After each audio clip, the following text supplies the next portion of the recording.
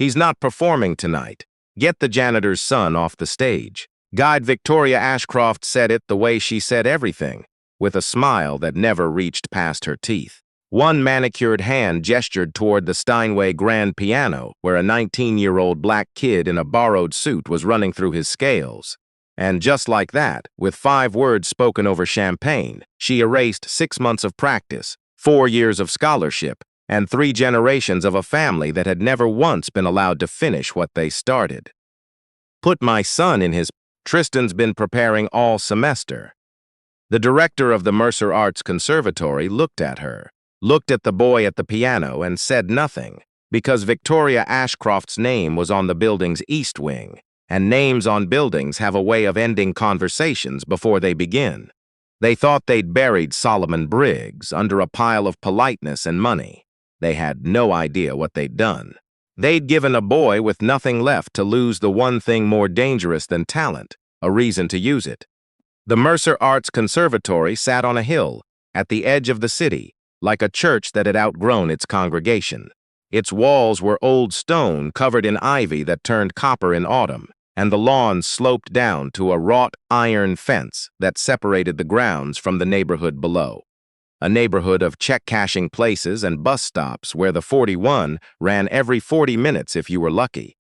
Solomon Briggs had grown up on the wrong side of that fence. He could see the conservatory's bell tower from the kitchen window of the apartment where he'd lived his whole life. And for years it had been nothing more than scenery, the kind of building you stopped noticing, because it had nothing to do with you. His mother, Irene Briggs, had worked inside those stone walls for 14 years. She mopped the rehearsal halls after the students left. She cleaned the bathrooms. She emptied the trash cans in the practice rooms where crumpled sheet music piled up like failed drafts of someone else's future. She knew which floorboards were warped, which radiators clanked, which stairwell door stuck if you didn't lift and push at the same time. She knew this building the way its students never would. By its sounds in the dark, by the way it settled at night after the music stopped and the hallways went cold. Solomon had started coming to the building with her when he was 7. Irene couldn't always find someone to watch him in the evenings, so he'd sit in the hallway outside whatever rooms she was cleaning, doing homework on a folded jacket, eating peanut butter crackers from a plastic bag. The building was enormous and mostly empty after hours, and sometimes he'd wander. That was how he found the piano. It was in a small practice room on the 3rd floor, a room the students rarely used because it was too far from the main hall and the radiator didn't work. The piano was an old upright, scarred and slightly out of tune, and Solomon had pressed a key one night just to hear it, and the sound that came out of it, that single imperfect note hanging in the cold room, had done something to him he still couldn't explain. It was like hearing a door open in a wall he hadn't known was there. He taught himself at first. He'd come with his mother 3-4 nights a week and sit at that upright in the dark practice room and figure out by ear the pieces he heard drifting up from the rehearsal halls below. He didn't have sheet music. He didn't have a teacher. He had a 7-year-old's stubbornness and a memory for sound that bordered on frightening, and by the time he was 9, he could play back nearly anything he'd heard once, his small hands reaching for intervals they shouldn't have been able to span. Irene found out one night when she came looking for him and heard Debussy coming through the 3rd floor door, and she stood in the hallway with her mop and her bucket and listened to her 9-year-old son play Claire de Lune from memory in a room where the radiator didn't work, and she pressed her hand flat against the wall and cried without making a sound, because she knew exactly what she was hearing. She was hearing the thing her own father had carried, a gift for music that had never been given a life. Her father had played piano in the church on Sundays and at the VFW hall on Fridays, and he had been extraordinary, and he had died at 53 still mopping floors in a hospital in Trenton, and the music had died with him because nobody with money had ever turned around long enough to hear it. She did not tell Solomon to stop. She did not tell him it was impractical, or that boys from their neighborhood didn't end up at places like this, or any of the true and terrible things she could have said. She bought him a book of scales from a thrift store and let him keep going, because some doors, even when you know they'll probably close, you can't bring yourself to lock from the inside. By the time Solomon was 15, one of the conservatory's instructors, a quiet, methodical man named Mr. Hewitt who stayed late to grade compositions, heard the sound coming from the third floor and followed it the way you follow smoke to find its source. He found a teenager in a hoodie playing Chopin's Ballade No. 1 on a broken upright with his eyes closed, and he stood in the doorway for the entire piece without moving, and when it was over he said, "Who are you?" And Solomon said, "My mom cleans here." Hewitt got him into the program. It took months of paperwork and arguments with the admissions board and a scholarship that had to be assembled from 3 different funds because no single one covered enough, but he got him in. Solomon Briggs became the first student in the conservatory's history, whose mother mopped the halls he walked through, and everyone involved was careful to note, in the way institutions are always careful to note, how wonderful it was, what a testament to the power of art, how the conservatory opened its doors to all. What they did not note was that Solomon was the only black student in the advanced performance track. They did not note the way certain parents looked past him at recitals, as though he were part of the furniture. They did not note that the scholarship covered tuition, but not the suit he needed for the spring showcase, or the sheet music he couldn't afford, or the private coaching sessions the other students' families paid for the way they paid for parking. They noted the miracle. They did not note the math. For 4 years, Solomon did the math himself quietly, the way his mother had taught him. Keep your head down. Play better than everyone. Don't give them a reason. And he hadn't. He had not given anyone a single reason to doubt him. He had won the internal competition for the Spring Showcase Solo, the conservatory's most prestigious student performance, held in the Grand Hall before an audience of donors, alumni, critics, and this year a guest from the Redmond Fellowship, the kind of prize that turned students into careers. He had earned it. Hewitt had told him so. The other students knew it. The faculty knew it. Solomon Briggs was going to play the showcase solo, and for the first time in his life, the door on the hill was going to open all the way. Then Victoria Ashcroft walked through it first and slammed it shut.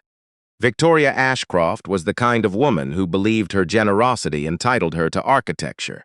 Her family's foundation had funded the East Wing renovation 3 years ago, and since then she had treated the conservatory the way she treated her garden, as something she had purchased the right to arrange.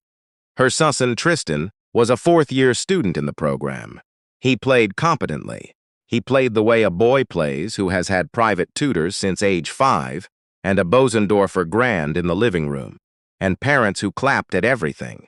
Which is to say, he played without risk, without hunger, without the thing that makes you lean forward in your seat. He was fine. Fine was enough when your name was on the building. The showcase was 2 days away when Victoria called a meeting with the conservatory's director, Philip Mercer, the grandson of the founder, a man who wore his discomfort with confrontation like an old coat. The meeting happened behind closed doors, but institutions leak the way old buildings leak, through the cracks, and by that evening Solomon knew. Hewitt told him.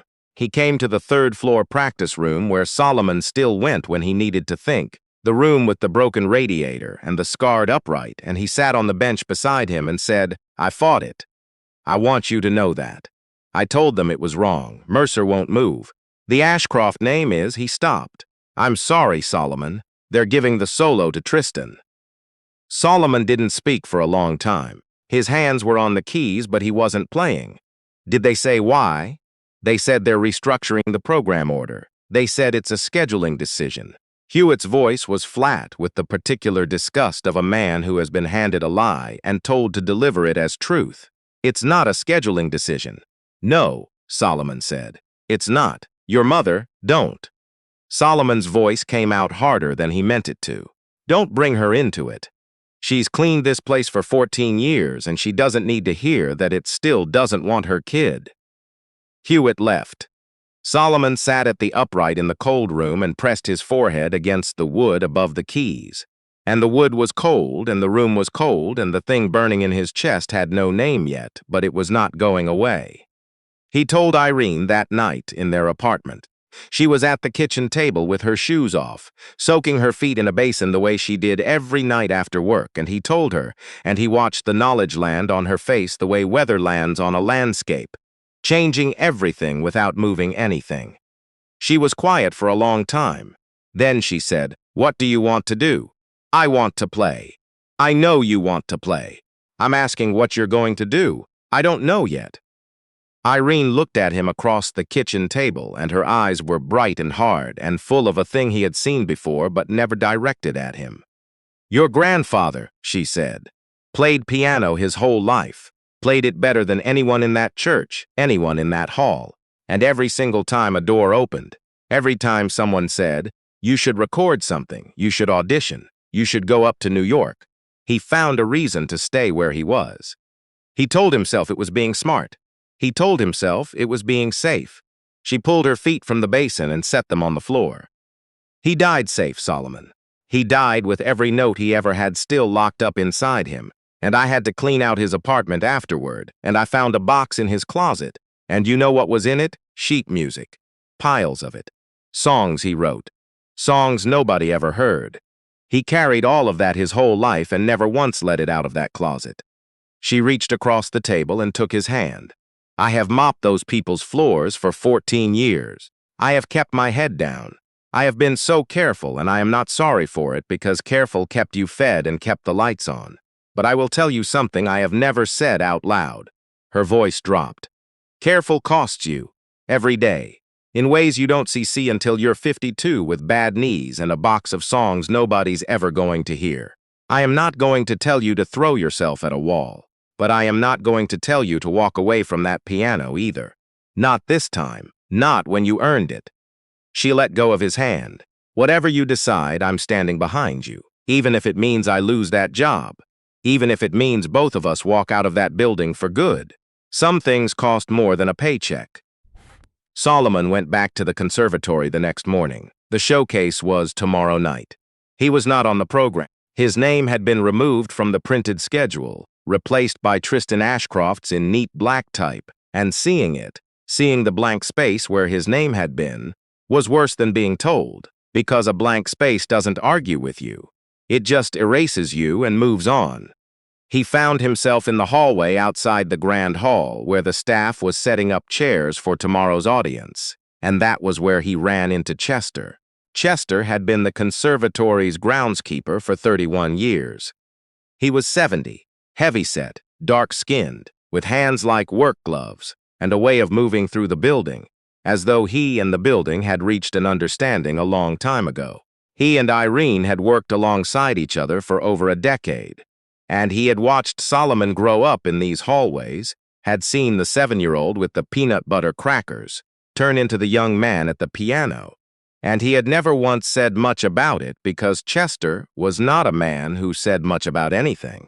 He was carrying a folding chair in each hand, and he stopped when he saw Solomon standing in the hallway, looking at the empty stage through the open doors. "Heard about it," Chester said. He set the chairs down. "Whole building heard about it." "Then the whole building knows it's wrong. The whole building does know it's wrong." Chester leaned against the wall. "And the whole building is going to watch it happen anyway, because that's what buildings like this do. They know what's right and they do what's paid for." He looked at Solomon for a long time. "You remind me of someone." "Who?" "Me. About 50 years ago. I could draw. I mean really draw. Portraits, landscapes. I had the thing, whatever you want to call it. Got accepted to an art program once, full ride, and I turned it down because my father told me it wasn't practical, because men like us don't get to have impractical dreams, because the safe thing was the smart thing." He picked up the chairs again. "I am 70 years old, son. I have carried furniture through this building for 31 years, and I'm going to tell you the one thing I know that's worth saying. Playing it safe doesn't save you. It just spreads the loss out so thin you don't notice you're paying until you've already spent everything." He started walking. "I'm not telling you what to do. That's not my place.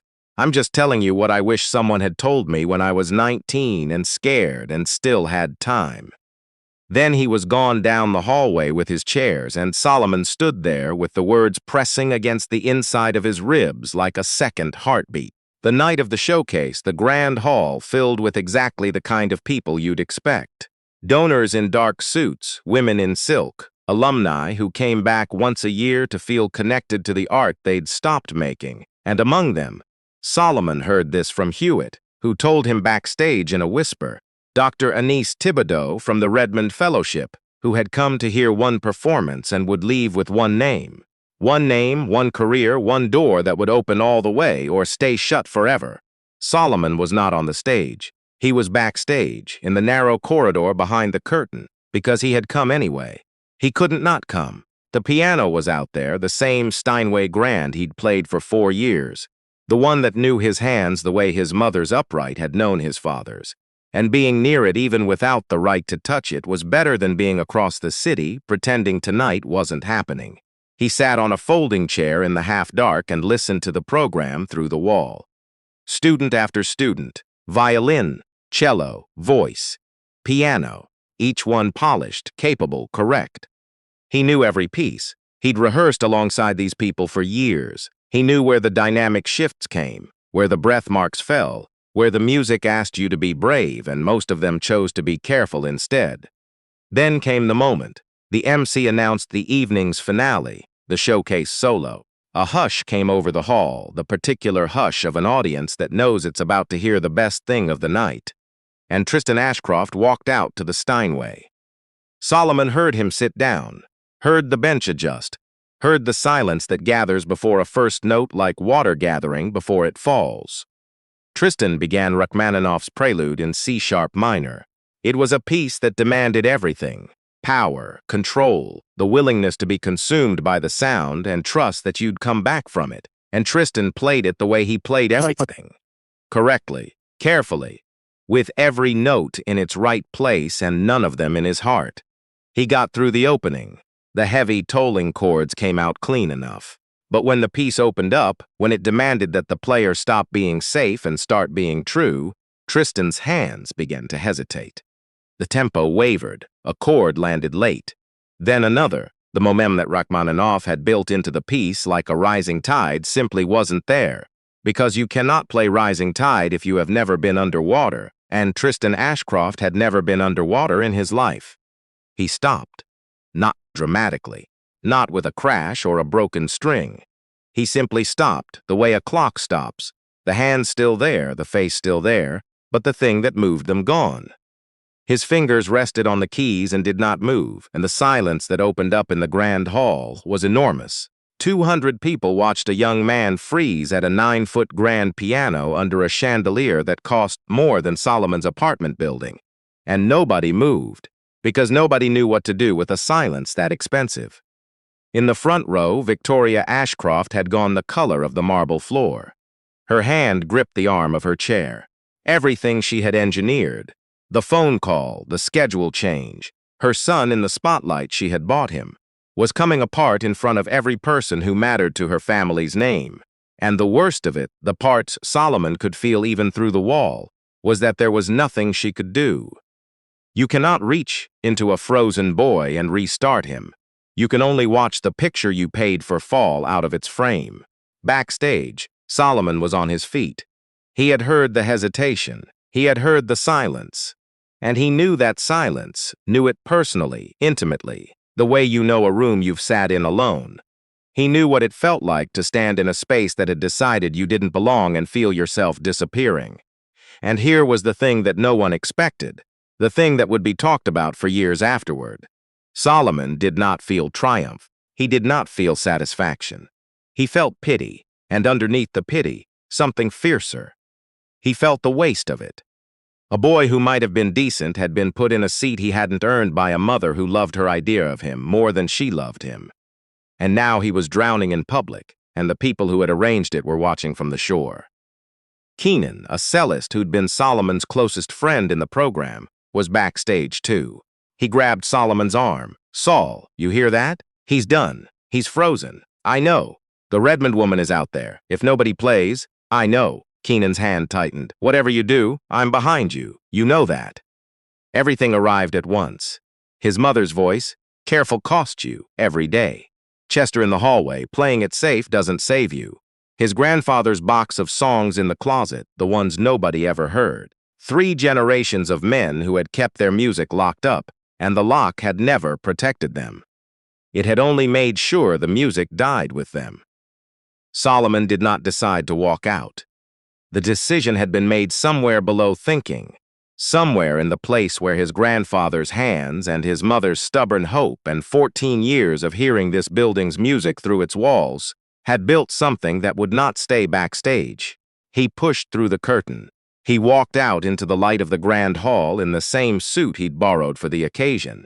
The one that didn't quite fit, the sleeves a half-inch short, the shoulders tight, and 200 faces turned to find him, and he felt every assumption arrive at once. The janitor's son.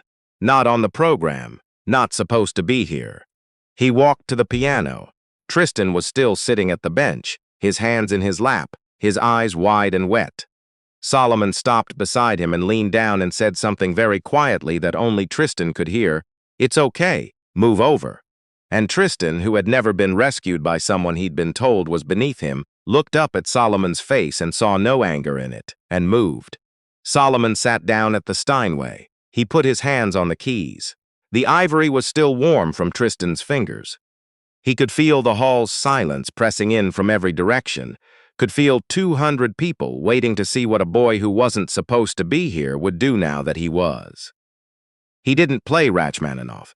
He played the piece his grandfather had written, the one Irene had found in the box in the closet after the funeral, the hand-written sheet music yellow and soft along the folds, the notes in pencil. Some of them smudged where a working man's hands had erased and rewritten and erased again, trying to get the sound in his head onto the page. It was called Astor Street, named for the block where his grandfather had lived his whole life, and it was not Rachmaninoff. It was not Chopin or Debussy or any of the names that hung in frames on the conservatory's walls.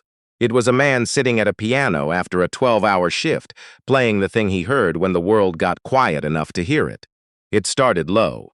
A left-hand figure that repeated like footsteps, steady, patient, the sound of someone walking a long way without stopping. Then the right hand came in over it, and the melody was simple at first, the kind of thing you might hum without knowing you were humming it. And then it opened. It opened the way a sky opens after rain. The melody climbed, and the harmonies deepened, and the piece became something that Solomon's grandfather had never gotten to share with a room like this. A piece that had spent 40 years in a box, in a closet, in an apartment on Astor Street. Written by a man who mopped hospital floors and played piano on Sundays, and died with everything he had still locked inside him. Solomon played it the way his grandfather would have played it if anyone had ever let him. He played it with the weight of 3 generations of men who'd been told to keep their heads down. He played it with the 14 years of his mother's mop on these floors. He played it with the cold of the 3rd-floor practice room and the broken radiator, and the night he'd pressed a key at 7 years old and heard a door open in a wall he hadn't known was there. And the sound that came out of that Steinway was not polished. It was not careful. It was not correct. It was true. It was the particular sound of someone who has been told they don't belong in a room deciding, very simply, to fill it. In the 3rd row, Dr. Anise Thibodeau had leaned forward in her seat. Her program notes were forgotten in her lap. She had come to hear talent, and she was hearing something rarer. She was hearing a story, told in the only language it could be told in by the only person alive who could tell it. By the kitchen doors, Chester had stopped. He was holding a tray of water glasses, and he was not moving. His big, careful hands were steady, but his chin, which had spent 31 years tipped down, carrying furniture, playing it safe, being practical, had lifted. He stood in the doorway and listened to a 19-year-old boy do the thing he had spent a lifetime finding reasons not to do, and his eyes were wet, and his face was not sad. His face was something close to gratitude. Near the back of the hall, half hidden in the service corridor, Irene Briggs had stopped breathing. She had been restocking napkins in the side room when the silence fell. She had heard the program falter. She had heard the terrible, empty pause. And then she had heard the piece begin. Not the Rachmaninoff, not anything she recognized from the program. And her whole body had gone still, because she knew that melody. She knew it the way she knew her own name. She had found it in a box in her father's closet 17 years ago, and she had smoothed the pages flat on a kitchen table and cried over them, and she had given them to her son because she could not play them herself, and she could not bear to let them stay in the dark any longer. And now her father's music was filling the grand hall of the Mercer Arts Conservatory, played by her son on a 9-foot Steinway in front of every person who had ever looked past her in these hallways. And the sound of it, the sound of her father's unheard life finally being heard, broke something open in her chest that 14 years of careful silence had kept sealed shut. She pressed both hands over her mouth. A napkin fell from her arm and she didn't notice. She stood in the service corridor and listened to her boy play her father's song, and she wept the way you weep when grief and pride arrive at the same moment and neither one will let the other go. The piece built to its final passage. Astor Street ended the way it began, with the left-hand figure, those steady footsteps, walking and walking, unhurried, unbroken, and then one last chord, full and warm, that hung in the air the way a held breath hangs before it lets go. Then it let go. The silence that followed was not the silence of a frozen boy in a failed performance. It was full. It was the silence of 200 people discovering that they had been sitting in a building that had hidden something extraordinary behind its walls for years, and that they had almost left tonight without ever knowing it was there. Someone stood. Then everyone stood. The applause that broke over the hall was not the polite patter that had followed every other performance that evening. It was a roar. It hit the stone walls and came back and hit them again. And people were calling out, openly weeping, the whole glittering room on its feet for a kid in a borrowed suit who had not been on the program. Philip Mercer, the director, crossed the stage. His face was gray. He stopped in front of Solomon, and the hall quieted to hear him. "I owe you an apology," he said, and his voice carried because the acoustics in the hall were merciless and hid nothing.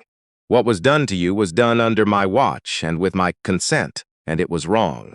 I knew it was wrong when I agreed to it, and I agreed to it anyway because I was afraid of the consequences of saying no to the people who fund this institution." He looked out at his audience, at the donors and the alumni and the silk and the dark suits. "That fear has cost this young man something I cannot give back, but I can start by saying his name." He turned to Solomon. "Will you tell them who you are?" "Solomon Briggs." "Briggs." Mercer's face changed. "Your mother works here." "Yes, sir. 14 years." Mercer closed his eyes briefly, and when he opened them, he looked like a man who had just done the arithmetic on his own life and come up short. "Your mother has worked in this building for 14 years, and her son plays like that, and I am only hearing it tonight because someone paid me to keep him out of sight." He let that settle over the room. It was not a comfortable thing to settle. That is my failing, and it ends tonight. In the front row, Victoria Ashcroft had not moved. The room that had tracked her every gesture an hour ago was no longer looking at her.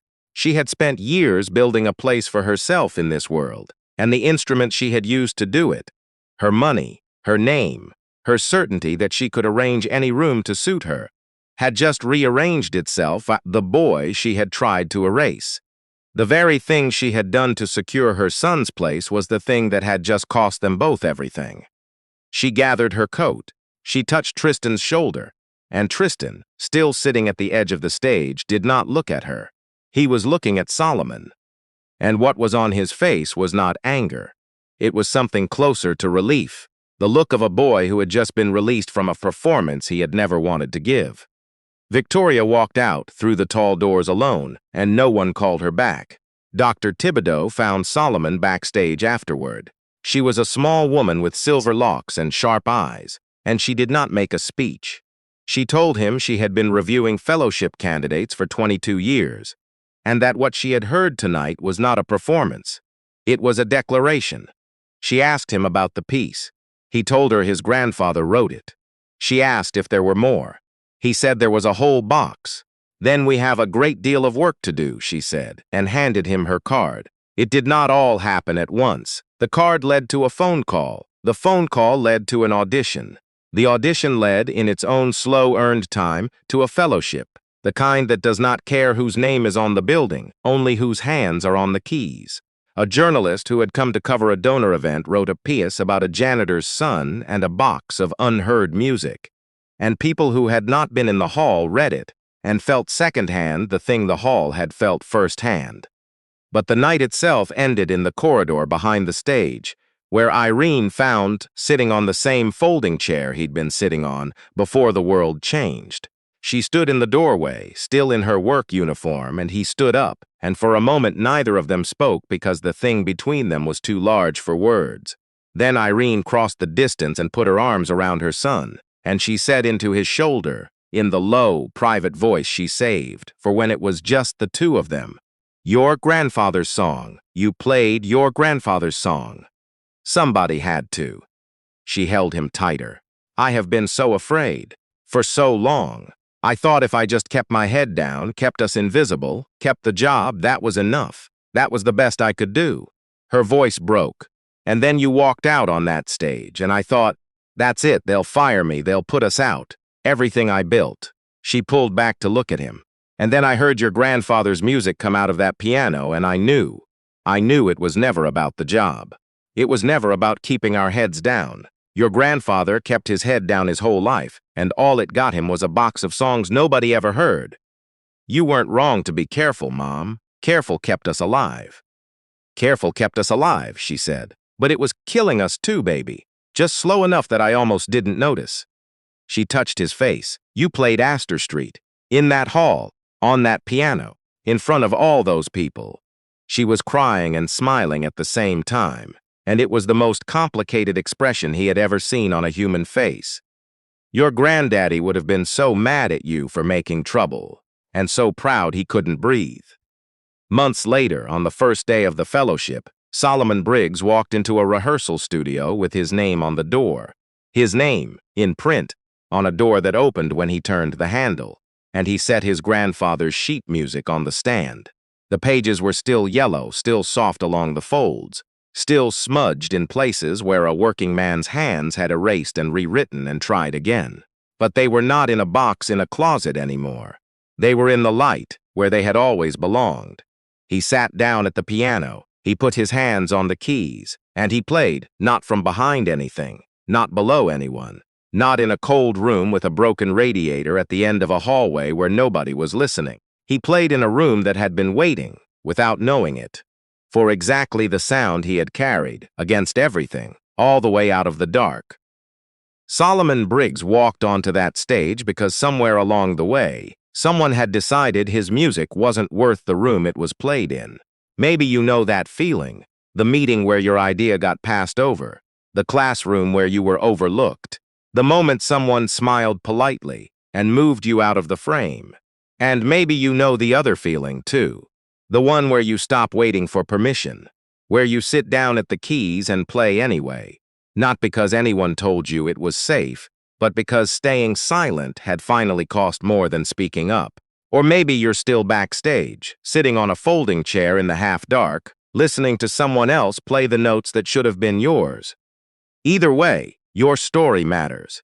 If you feel like sharing it, a time you stepped out from behind the curtain, or a time you wish you had. I read every single one, and the things you tell me often become the seeds of the stories I tell next. So consider this an open invitation. Tell me about a time your voice surprised someone, maybe even yourself.